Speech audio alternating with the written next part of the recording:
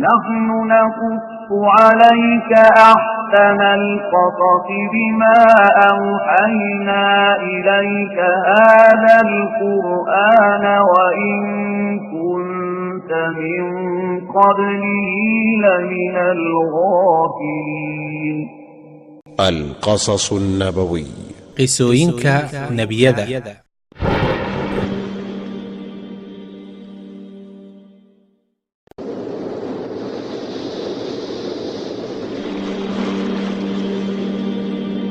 qisada aan maanta idiin soo gudbinayo waa qiso cajiib ah oo laga yaabay inaad horay u maqashay ama aadan maqal. waa qiso qofka muslimka ah ugu sugan inuu mar walba saacadda qiyaamaha dhicisteeda uu qalbiga ku hayo. rasuulka Alle sallallahu calayhi wasallam wuxuu yidhi, maalin maalmaha ka mid ahayd aniga oo la fadhiya Jibriil calayhi salaam, waxaa hal mar kala dhambalmay ama kala dilaacday samada sare.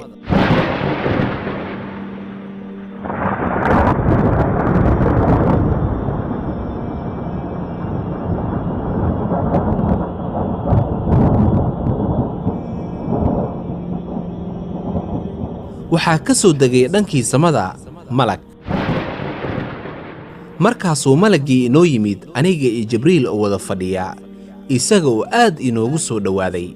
saa Jibriil calayhi salaam markii uu arkay malaggii wuxuu u muuqday mid la yaabay malaggii imaashiyihiisa, yacni wuu isku yaryaraaday oo wuxuu u muuqday qof cabsaday.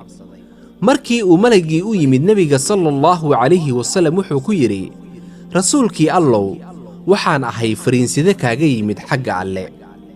rabbigaaga wuxuu ku siinayaa laba doorasho ama laba ikhtiyaar: inaad noqoto nebi u nool sida boqorada oo kale, ama inaad noqoto nebi u nool sida addoommada oo kale, yacni aan isla weynayn. nebiyada sida boqorada camal u noolaa waxaan tusaale u soo qaadan karnaa Sulaymaan iyo Daa'uud calayhi salaam oo ku noolaa nolol weyn, dunida siday doonaan u maamuli jiray, heer uu Alle u saqiray in dabaysha ay la shaqayso. haddaba Muxammadow sallallahu calayhi wasallam waxaad doorataa inaad noqoto nebi boqor ah ama inaad noqoto nebi addoon ah oo aanan wax kibir ah ka muuqan.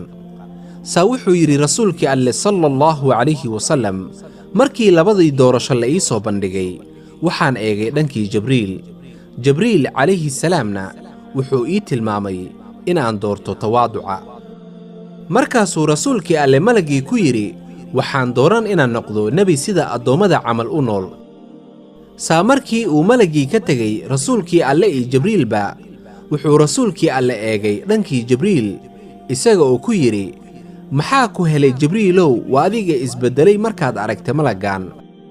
Jibriilna wuxuu rasuulkii Alle ku yidhi, Muxammadow sallallahu calayhi wasallam, malaggan aad aragtay maanta weligii maanta ka hor dhulka ma uusan u soo degin, yacni keligii ma soo degin. wallaahi allihii uuntay ayaan ku dhaartay, wax kale ma aanan u qaadan oo aanan ka ahayn in saacadda qiyaamaha ay dhacayso maanta. haddaba ma garanaysaa malaggaasi? waa Israafiil. waa malagga afuufi doona suurka qiyaamaha. waa malagga dadka ku wargelin doona in saacadda qiyaamaha ay dhacday. Jibriil markii uu arkay Israafiil oo xagga dhulka u soo degay, wuxuu u qaatay in dunida ay dhammaatay maanta. haddaba sidee ayay u saamaysay rasuulka Alle sallallahu calayhi wasallam inuu doorto inuu noqdo nebi addoon ah, yacni inuu noqdo nebi la mid ah addoommada Alle oon waxba ka duwanayn. tusaale, rasuulka Alle sallallahu calayhi wasallam mararka qaar markii wax cuni jiray wuxuu wax u cuni jiray isaga oo dangiga, yacni isaga oo dhabarka meel ku tiirsaday.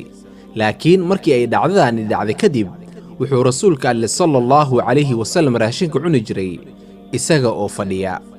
heer rasuulka Alle sallallahu calayhi wasallam gaajo darteed uu dhagaxaan caloosha ugu xirtay, isaga oo arrintaasi kala mid ahaa saxaabadiisa oo ay gaajo daran haysay xilligaasi.